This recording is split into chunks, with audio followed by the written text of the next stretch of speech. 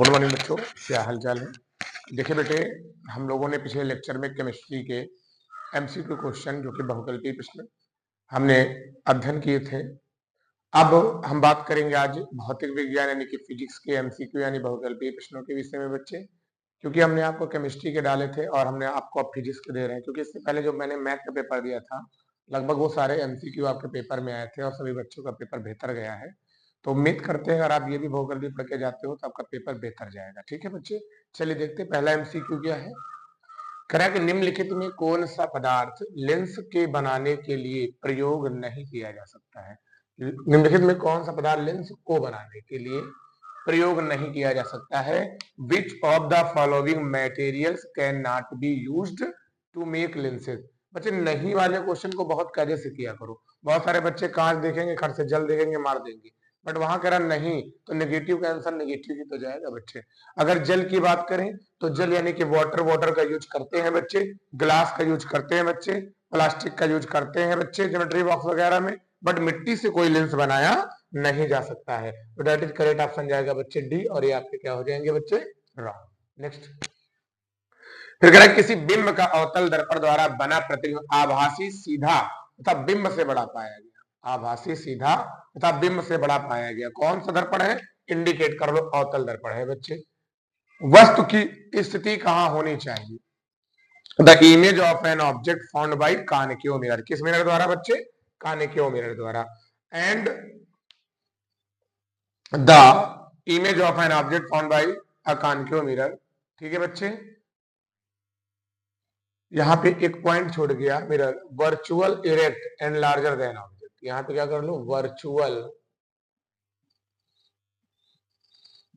And erect. ठीक है बच्चे, and larger than the object, where should be the object be position.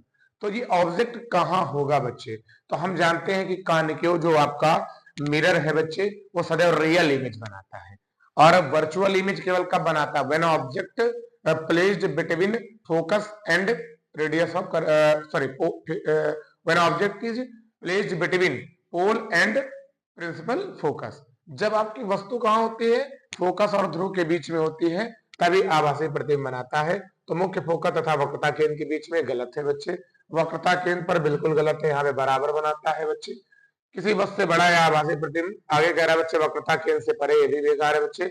दर्पण के ध्रुव और फोकस के बीच में, बिल्कुल राइट जवाब हो जाएगा बिटवीन पी एंड एफ। आगे चलेंगे बच्चे, किसी वस्तु से बड़ा आभासी प्रतिबिंब बनाने वाला दर्पण है, तो वो आभासी बनाता तो उत्तल भी है, बट आभासी बनाने के साथ साथ वो छोटा बनाता है। कैसा बनाता है, छोटा। बच्चे वर्चुअल के साथ स्मॉलर बनाता है, बट अगर मैं बात करूं कानकेव मिरर की, तो कानकेव मिरर एक ऐसा मिरर है जो कि आभासी और बड़ा बनाता है। अभी मैंने बताया जब वस्तु कहां हो बच्चे, बिटवीन पी एंड एफ यानी दर्पण के ध्रुव और फोकस के बीच में। तो हो जाएगा करेक्ट जवाब अवतल दर्पण। ये सब क्या हो जाएंगे बच्चे, अवतल दर्पण बोले तो कानकेव मिरर। नेक्स्ट, एक प्रकाश किरण अवतल दर्पण के वक्रता केंद्र से होते हुए दर्पण के पृष्ठ पर आपतित होती है, परावर्तन कोण का मान होगा। A light rays falls on the surface of the mirror. कौन से मिरर बच्चे, हाँ ठीक है, दर्पण के परावर्तक तल पृष्ठ से आपतित होती है। तो a light rays falls on the surface of the mirror through the centre of curvature of an concave mirror, the value of angle of reflection will be. बहुत ही सिंपल है भाई, ये कह रहा कोई एक मिरर हो गया, अब यहाँ पे कौन सा अवतल दर्पण कह रहा, मान लिया अवतल दर्पण हो गया। अब ये लाइट है जाएगी सेंटर ऑफ कर्वेचर से जाएगी, तो इससे रिफ्लेक्ट होकर पुनः उसी पाथ में वापस आएगी, तो कितना एंगल बना, जब उसी में जाएगी उसी में आएगी तो कितना डिग्री होगा, 0 डिग्री एंगल होगा बच्चे। इंपॉर्टेंट प्रश्न है बच्चे, इसको कायदे से आप लोग पढ़ लीजिए। फिर कह रहा है किसी गोलीय दर्पण का किसी पतले लेंस, किसी गोलीय दर्पण तथा किसी पतले लेंस दोनों की फोकस दूरियां -15 सेंटीमीटर है, दर्पण तथा लेंस संभवतः है। कह रहा है कि the focal length of a spherical mirror and a thin spherical lens are both 15 centimetre minus का, then lens and mirror probably क्या हो सकते हैं। भाई हमने बताया था कि चाहे आपका मिरर हो चाहे आपका लेंस हो, अगर फोकल लेंथ माइनस में है तो दोनों ही आपके कानकेव होंगे, यानी दोनों ही अवतल होंगे। ये सारे ऑप्शन बच्चे आपके क्या हो जाएंगे, गलत। चलिए बच्चे जल्दी से स्क्रीनशॉट कर लीजिए, इसके बाद हम चलेंगे आगे के नेक्स्ट क्वेश्चन में।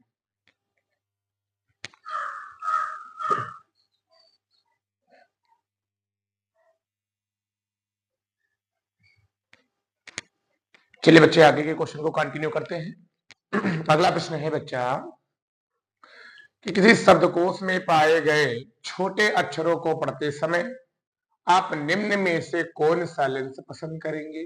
भाई छोटे अक्षरों को पढ़ रहा है, मतलब छोटे अक्षर उसे दिखते नहीं है, मतलब उसे पास के अक्षर नहीं दिखते हैं और दूर के दिखते हैं, और उसे दूर दृष्टि दोष होगा बच्चे, समझ गए।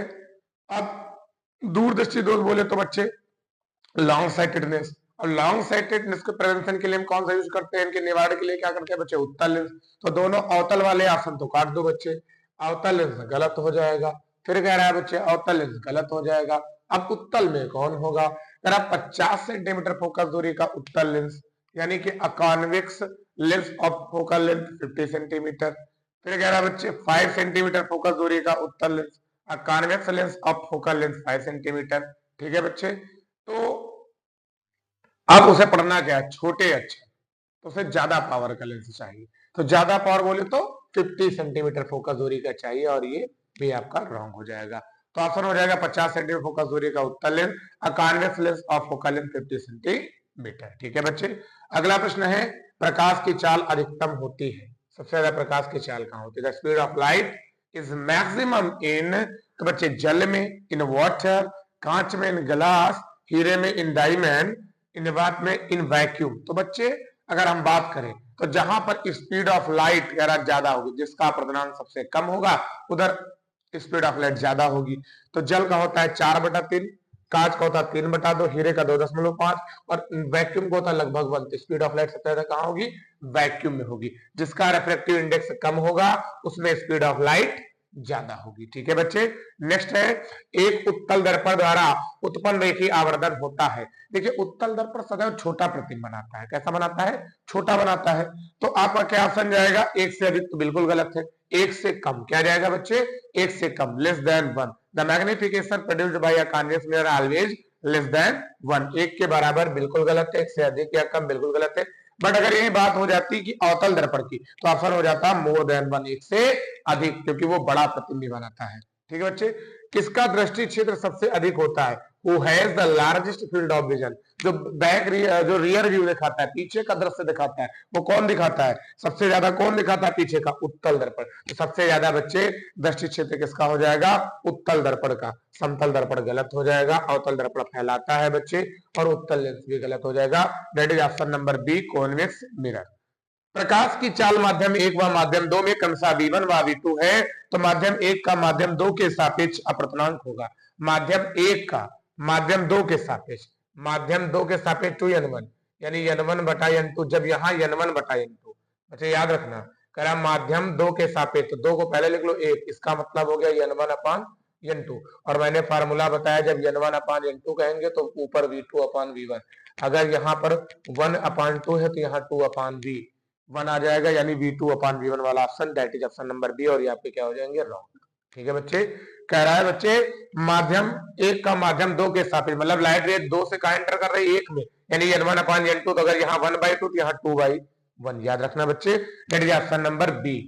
किसी भी लेंस की क्षमता की इकाई होती है the unit of power of any lens. वैसा तो लेंस की क्षमता का मात्रक डायोप्टर होता है, बट यहाँ डायोप्टर है नहीं, क्योंकि हम फार्मूला पढ़े हैं P = 1/f। एफ क्या होता है, इसका एफ एक लेंथ है, और लेंथ का यूनिट क्या होता है, मीटर। ऊपर जाएगा तो मीटर इनवर्स हो जाएगा बच्चे, that is option number B, और ये आपके रॉन्ग हो जाएंगे। जल्दी से स्क्रीनशॉट कर लीजिए, इसके बाद आगे के प्रश्नों को हम कंटिन्यू करते हैं।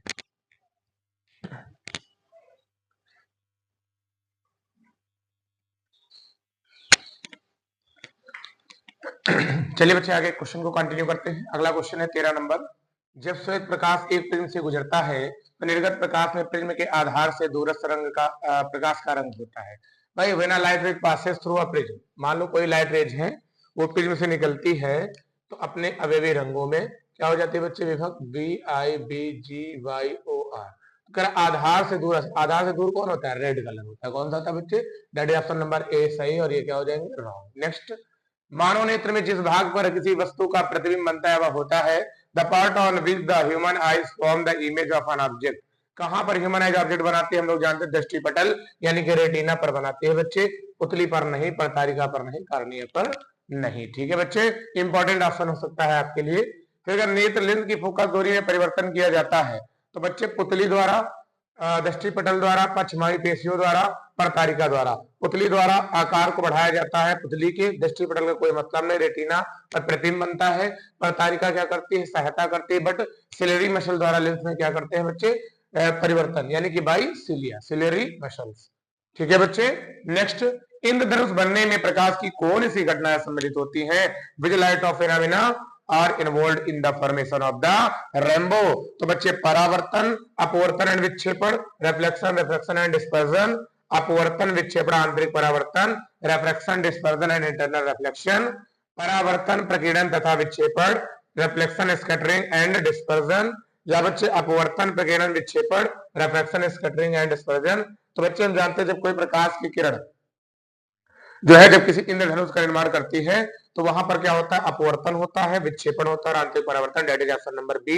ए आपके 80 या डी आपके क्या हो जाएंगे, रॉन्ग। फिर अगला क्वेश्चन है बच्चे, तारों के टिमटिमाने के कारण है the reason for the twinkling of star. भैया स्टार क्यों ट्विंकल करते हैं, चलिए देखते हैं स्टार क्यों ट्विंकल करते हैं।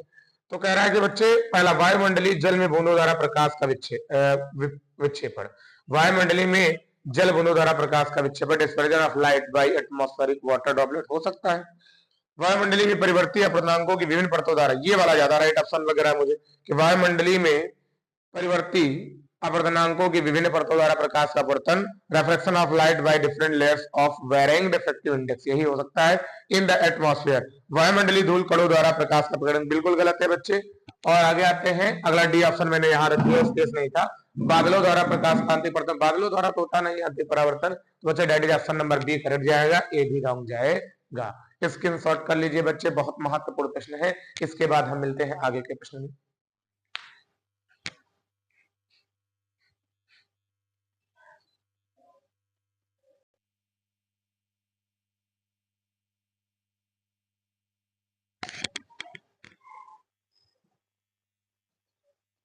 चलिए बच्चे आगे देखेंगे, नेक्स्ट क्वेश्चन आगे की आया क्वेश्चन है कि जब प्रकाश नेत्र लेंस में प्रवेश करता है तो अधिकांश अपवर्तन कहां होता है? When light enters the eye, where does most of the reflection occurs? क्रिस्टलीय लेंस पर, ऑन क्रिस्टलाइन लेंस, कॉर्निया पर। सबसे ज्यादा अपवर्तन कहां होता है बच्चे? कॉर्निया पर। कहां होता है बच्चे? That is option number B. परतारिका पर कम, पुतली पर कम, सबसे ज्यादा कॉर्निया पर होता है। आंख में प्रवेश करने वाले प्रकाश की मात्रा को नियंत्रित करता है। What control the amount of light entering the eyes? पक्षमावी पेशियां, नेत्र लेंस, पुतली और कॉर्निया। तो डेट इज ऑप्शन नंबर जाएगा बच्चे पुतली। कौन जाएगा बच्चे? पुतली। पुतली ही आकार के घटाने और बढ़ाने में सहायता करती है। ये बच्चे पुतली के आकार घटाती है और बढ़ाती है, इसकी हेल्प करती है कौन? Ciliary muscles. तो बच्चे ऑप्शन जाएगा पुतली। ये ऑप्शन आपके क्या हो जाएंगे? रॉन्ग। नेक्स्ट है, एक व्यक्ति दूर स्थित वस्तुओं को स्पष्ट रूप से देखने में असमर्थ, उसके नेत्र में दोष होगा। A person is unable to see distant objects clearly, the object in his eyes would be, ठीक है, दूरदृष्टि दोष, लॉन्ग साइटेडनेस, निकट दृष्टि दोष, शॉर्ट साइटेडनेस, जरा दूरदृष्टि दोष, प्रेसबायोपिया, नन ऑफ दीज। तो बच्चे कह रहा है कि दूर स्थित वस्तुओं को देखने में असमर्थ है, तो दूर स्थित असमर्थ है, पास की दिख रही है, निकट दृष्टि दोष होगा बच्चे, यानी शॉर्ट साइटेड। जो दोष होगा वो वस्तुएं दिखेंगी, तो उसे कौन सा दोष है? दूर दृष्टि दोष है, मतलब यानी कि दूर की वस्तुओं को स्पष्ट रूप से देखने में असमर्थ है, पर उसे निकट की दिख रहे हैं, तो जो होगा दोष जो वही दिखेंगे, यानी निकट दृष्टि दोष होगा। उल्टा होता है, जब श्वेत प्रकाश पेन से गुजरता है तो न्यूनतम विचलन होता है। तो सबसे कम विचलन की बात करें तो लाल रंग का होता है, और इसकी तरंग दैर्घ्य सबसे ज्यादा, वेवलेंथ सबसे ज्यादा होती है। और सबसे अधिक अगर विचलन बात करें तो पर्पल कलर का होता है। तो ये ऑप्शन यहाँ पर क्या हो जाएंगे? फिर कह रहा है बच्चे, दूरदृष्टि दोष के कारण वस्तु का प्रतिबिंब बनता है। Due to long sightedness the image of the object is formed retina पर, रेटिना के आगे, रेटिना से पीछे, नन ऑफ दीज। तो रेटिना पर तो बनता नहीं है, रेटिना से पीछे बनता है बच्चे। जब दूरदृष्टि दोष होती है बच्चे तो दूर की वस्तु नहीं दिखती है, मतलब रेटिना के पीछे, यानी कि इमेज यहाँ कहीं पर ही बन जाता है। तो रेटिना के पीछे, और ये ऑप्शन क्या हो जाएगा? करेक्ट। रॉन्ग हो जाएगा बच्चे, और ऑप्शन सही हो जाएगा रेटिना के पीछे, बिहाइंड द रेटिना। कांच का अपवर्तनांक अधिकतम होता है, बिल्कुल सिंपल है, जिसका तरंग दैर्घ्य ज्यादा होगा उसका अपवर्तनांक कम होगा। तो सबसे ज्यादा अपवर्तनांक किसका ज्यादा, तरंग दैर्घ्य किसका ज्यादा होता है? लाल रंग के लिए। तो कांच का अपवर्तनांक अधिकतम किसका होगा, बैंगनी रंग का होगा, क्योंकि जिसके प्रकाश जिसके लिए तरंग दैर्घ्य कम उसका अपवर्तनांक ज्यादा। याद रखना लैम्डा इनवर्सली प्रोपोर्शनल n होता है। ठीक है बच्चे। इलेक्ट्रॉन पर आवेश होता माइनस का 1.6 × 10⁻⁹ डोड़ों का है। ये प्लस गलत, ये प्लस गलत, माइनस के 1.6 प्लस पावर गलत, ये वाला आपका राइट आंसर 1.6 × 10⁻⁹ कूलम होता है। बच्चे स्क्रीनशॉट कर लीजिए, फिर मिलते हैं आपको